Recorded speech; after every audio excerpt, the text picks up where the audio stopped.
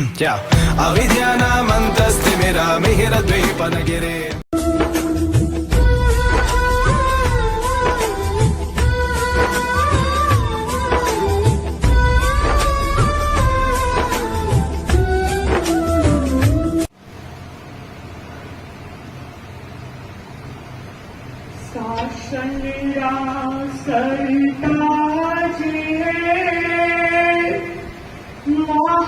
महाश्रमणे गणिता शासनिरा सरताजे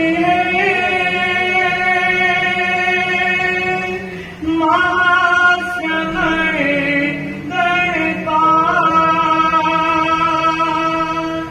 जेलो मारी वंदना गणितारो खुशहाल गुरुजी गणितारो खुशहाल। शासन सरताज परम श्रद्धास्पद युग प्रधान आचार्य जगत के चरणों में वंदना। ज्ञान की गंगोत्री, साधना की सरस्वती, चारित्र चूड़ामणि, श्रद्धेया साध्वी वरा के चरणों में वंदना। मॉडल टाउन या ये कहूं उत्तर मध्य की उत्साही परिषद आज के रूप देखकर हमें भी बड़ी प्रसन्नता की अनुभूति हो रही है कि आप लोगों में सचमुच में कुछ पाने की प्यास है, ललक है, कुछ पाना चाहते हैं, इसलिए दौड़कर, शायद खाना भी नहीं खाया होगा, दौड़कर यहाँ पहुंचे हैं। क्यों? क्योंकि आध्यात्म की खुराक पाना चाहते हैं। बंधु, आज श्रद्धेया साध्वी श्री जी के सानिध्य में परिवार प्रशिक्षण कार्यशाला का आयोजन उत्तर मध्य सभा और उत्तर मध्य महिला मंडल के तत्वावधान में होने जा रहा है और आप सबकी वरिष्ठ श्रावक श्राविकाओं की उपस्थिति में ये भव्य कार्यक्रम साध्वी श्री जी की प्रेरणा से समायोजित हो रहा है। अभी भी आ रहे हैं किशन जी, कहाँ दिखाएंगे? अमरचंद जी ने पूरा फुल खोल दिया है, गमरा बमरा बोल बोल। बंधु, मैं बताऊं आप लोगों को, साध्वी श्री जी को हम आज देख रहे हैं कि कितने नजदीक कोई बैठे हैं। क्या साध्वी श्री जी जब बैठे हैं, थोड़ा सा हमारा अवग्रह रहना चाहिए, इतने नजदीक नहीं होने चाहिए। अभी भी आए तो मैं इससे आगे नहीं, मैं तो महाराज आज दिखाना पड़ेगा। और मैं तो काम ना करूंगी, जो आज आगे बैठे हैं हमारे पास आकर बैठ जाए क्योंकि कार्यशाला सब कुछ में सफल हो जाएगी।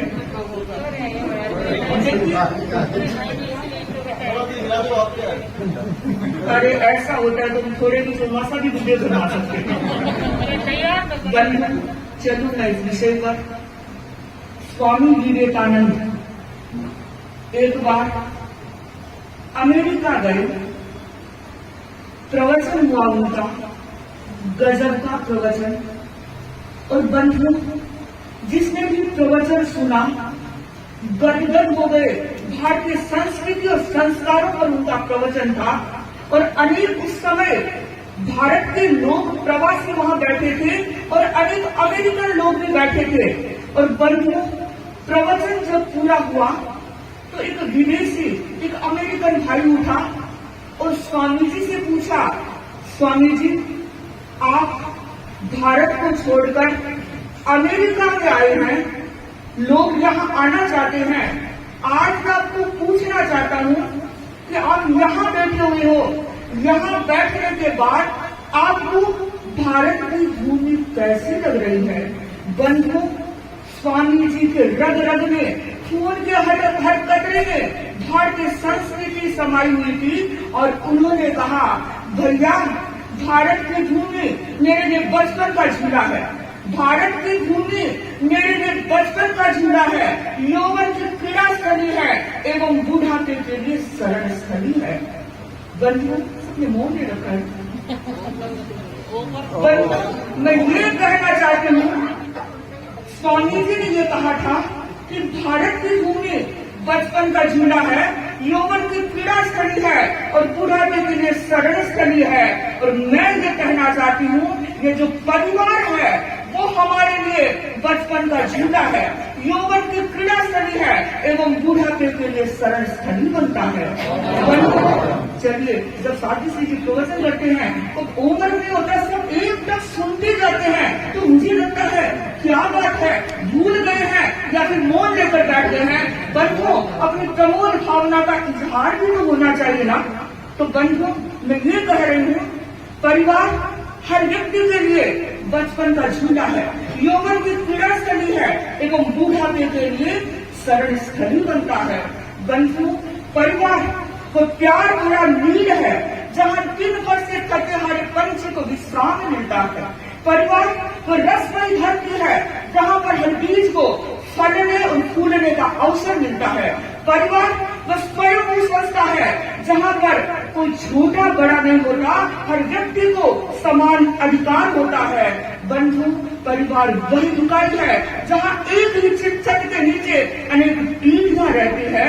बंधु, परिवार वह झरना है जहाँ पर आनंद का पानी बहता है। और पूछो इस परिषद से, आप भी परिवार से जुड़े हुए हो, सब परिवार में रह रहे हो, क्या परिवार में आनंद का पानी बह रहा है? क्या परिवार में खुशहाली है? बंधु, सचमुच मैं कामना करूं, यहाँ जो बैठा है साथी श्री जी की जो सानिध्य में आया है, हर व्यक्ति का परिवार खुशहाल है। लेकिन खुशहाल है, आनंद का झरना बहता है, आनंद का पानी बहता है। लेकिन मैं तो कहना चाहती हूँ, ये हमारा परिवार शांति का शिवालय बन जाए, ये परिवार सुख का आलय बन जाए, ये परिवार मंत्रणा के लिए सचिवालय बन जाए। कब होगा?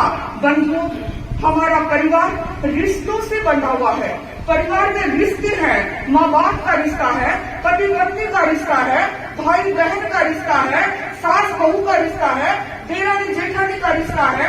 और रिश्ते आज हम कैसे निभा रहे हैं? बंधु, थोड़ी सी चर्चा करना चाहूंगी। पहले रिश्ते कैसे थे और आज कैसे हैं? बंधु, आप सबने सुना होगा, पहले लोग खाना किसने खाते थे? क्रोकरी का आइटम लेके आते थे। पत्थर, बहुत अच्छा, किसने बोला?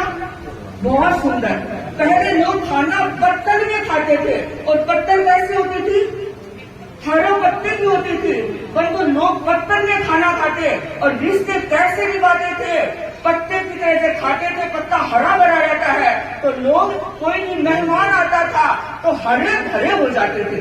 जैसे पत्थर में खाना खाते थे और रिश्ते भी निभाते तो हरे भरे हो जाते थे। बंधु, व्यक्ति ने तरक्की की, विकास किया, कहते हैं मोदी जी कहते हैं विकसित भारत बना है, बहुत विकास हो रहा है। तो बंधु, विकास हुआ, पत्थर से खाना किसने खाने लगे? मिट्टी के बर्तनों में। मिट्टी के बर्तनों में खाना खाने लगे तो लोग रिश्ता भी कैसे निभाने लगे?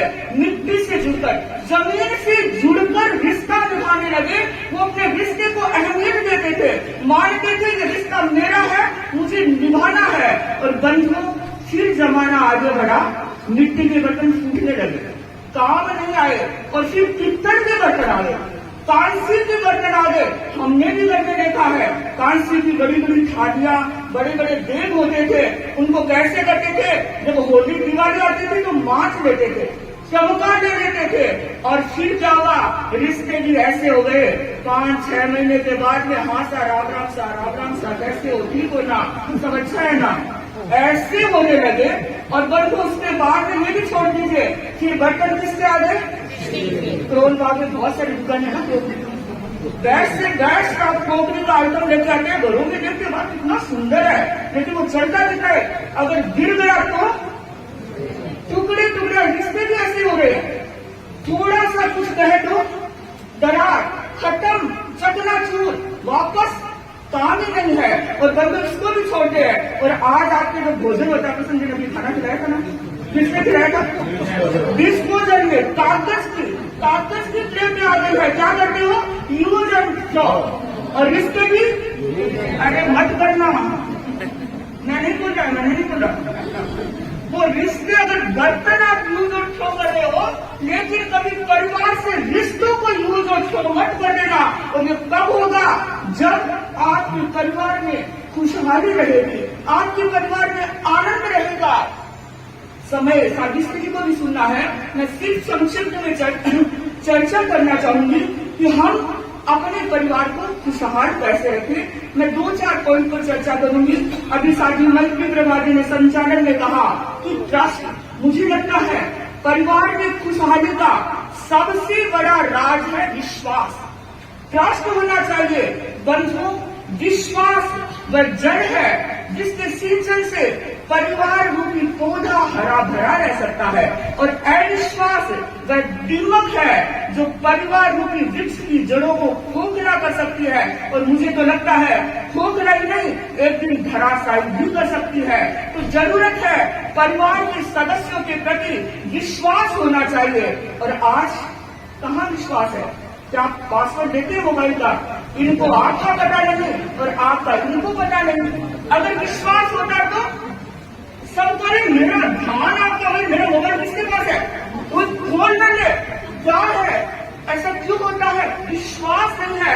बंधु और रिश्तों की बात को छोड़ देते हैं। पति पत्नी का रिश्ता, कहते हैं एक बार पत्नी ने अपने पति से कहा कि आजकल आप बहुत गड़बड़ी करने लगे हैं।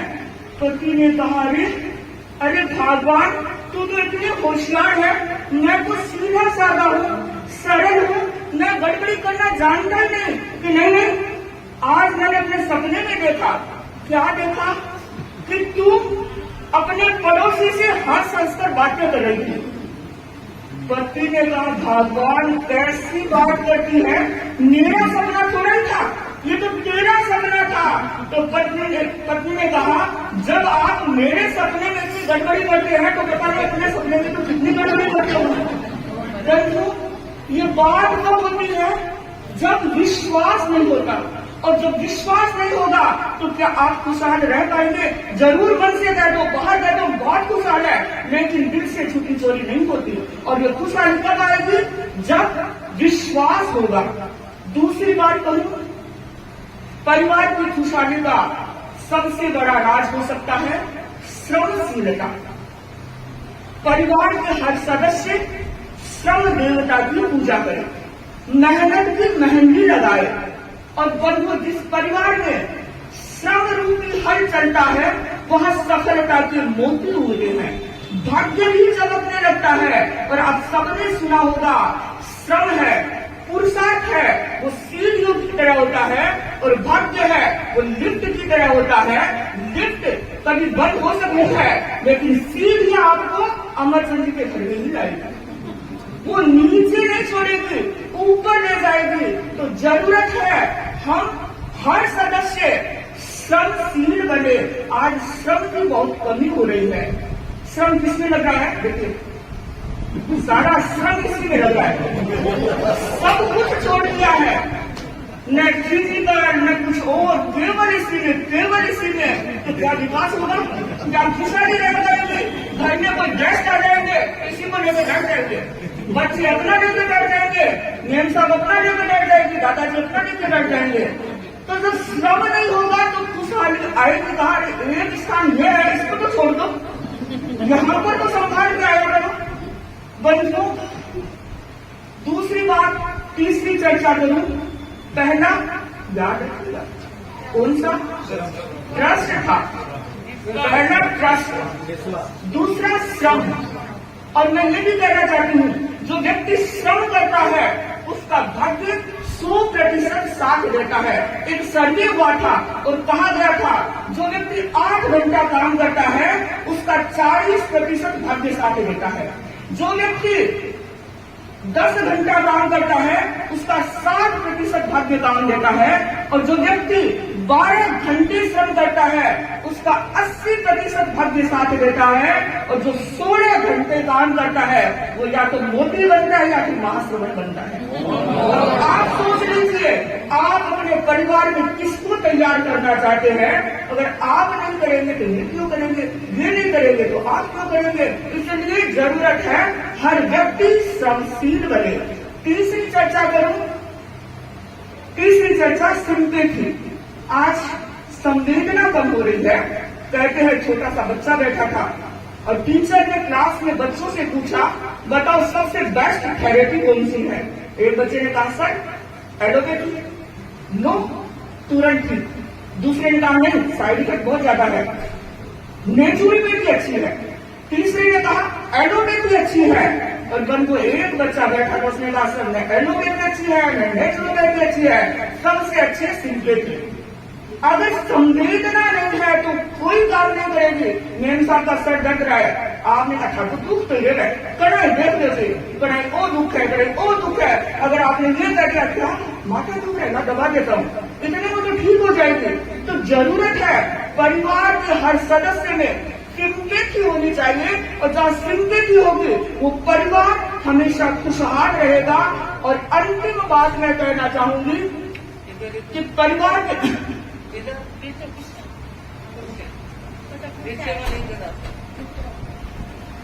के हर सदस्य में प्रमोद भावना होनी चाहिए, एक दूसरे के गुणों के प्रति अनुराग होना चाहिए। और बंधुओं, अगर हम परिवार के हर सदस्य के प्रति गुणानुराग करेंगे तो परिवार का सदस्य बहुत विकास करेगा। लेकिन आज क्या देखते हैं, बहुत सारे बहन आते हैं, महाराज हमारे पड़ोसी बहुत हो गए तो काम करे महाराज में जावा तो घणो ध्यान रखे, और मारी को मैं मतलब करी बोले बात तो मोबाइल में बैठी है। तो मैं पूछना चाहती हूँ बहनों, काम पड़ोसी आएगा या आपकी बहू आएगी? आप हमेशा कभी ये तो कह दिया करो मेरी बहू कौन सी, वो पनीर की सब्जी बहुत अच्छी बनाती है, दाल मखनी बहुत अच्छी बनाती है। बंधुओं, वो आपके चरण दबाएगी, बहुत काम करेगी, लेकिन आपके पास प्रमोद भावना है नहीं, दूसरे के गुणगान करते हैं और अपनों के भूल जाते हैं। तो जरूरत है हम प्रमोद भावना का विकास करें। केवल सास बहू में नहीं, बाप बेटे में होना चाहिए, भाई भाई में होना चाहिए, देवरी जेठानी में होना चाहिए, ननद भाभी में होना चाहिए, पति पत्नी में होना चाहिए। अगर प्रमोद भावना का विकास होता है तो हर व्यक्ति आगे बढ़ सकता है। तो और बहुत सारी चर्चा की जा सकती है। मेरा कर्तव्य मैं निवेदन करूंगी वंदनीय साध्वी दीदी से। उससे पहले मैं ये कहना चाहती हूँ, क्या तू अपनी खूबियां ढूंढ, तू अपनी खूबियां ढूंढ, कमियां निकालने के तो लोग काफी है ना। तू अपनी खूबियां ढूंढ, कमियां निकालने के लिए तो लोग काफी है ना। सपने देखने हैं तो ऊंचे देख, नीचे गिराने के लिए तो लोग काफी है ना। रखना है कदम तो आगे रख, पीछे खींचने के लिए तो लोग है ना। पहचान बनानी है तो अपनी पहचान बना, भीड़ में चलने के लिए भी लोग काफी है। अगर तो अपने परिवार को खुशहाल रखना चाहता है तो परिवार को खुशहाल करके तो दिखा। तालियां बजाने के लिए लोग है ना, तालियां बजाने के लिए लोग है ना।